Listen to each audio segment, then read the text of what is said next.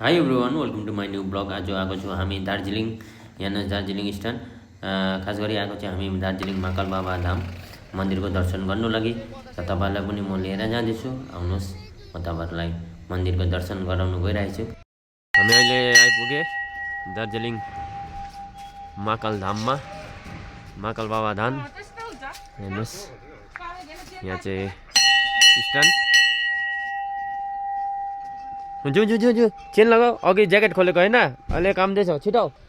अहिले कति बज्दैछ? अहिले बज्दैछ 10:05। हामी घरबाट निस्केको लगभग 6 बजी, 6 बजीतिर। र अलिक बाटोमा जाम पनि थियो। जाडो भयो, जाडो भयो। यहाँ त जाडो लागेको छैन तँलाई?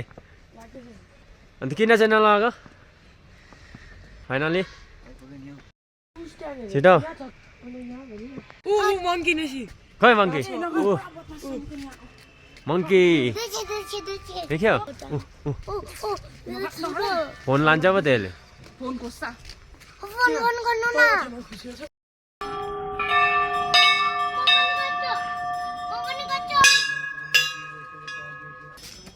आइपुगे महाकाल बाबा धाम दार्जिलिङको। यहाँ हेर्नुहोस् कति राम्रो पिसफुल छ है एरिया, शान्ति, मन शान्ति लाग्यो आइपुगेर। जुत्ता बाहिर खोलिरहेछ।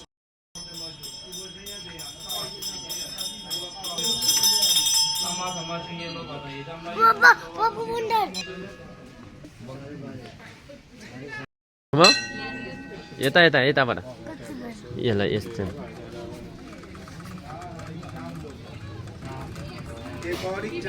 भयो। जाउँ जाउँ आऊ ल।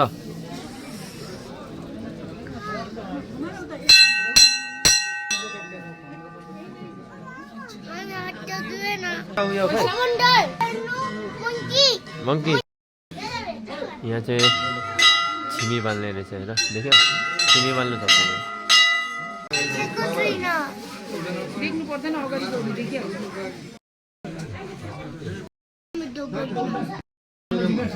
आइसकेको छु महाकाल बाबाको दर्शन गर्नु मन्दिरमा।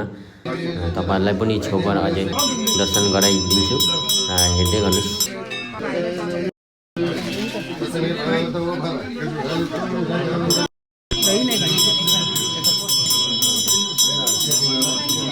ढोक्याल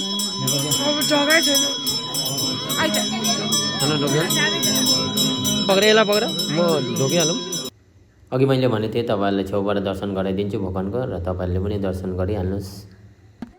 पूजा गरिसकेर अहिले आएको छु हामी छिमी बाल्नु, र एउटा छिमीको 20 रुपिस गरेर मैले छिमी बाल्दैछु। र मैले छिमी बालिसकेर मेरो ठुलो छोराले बाल्दैछ छिमी।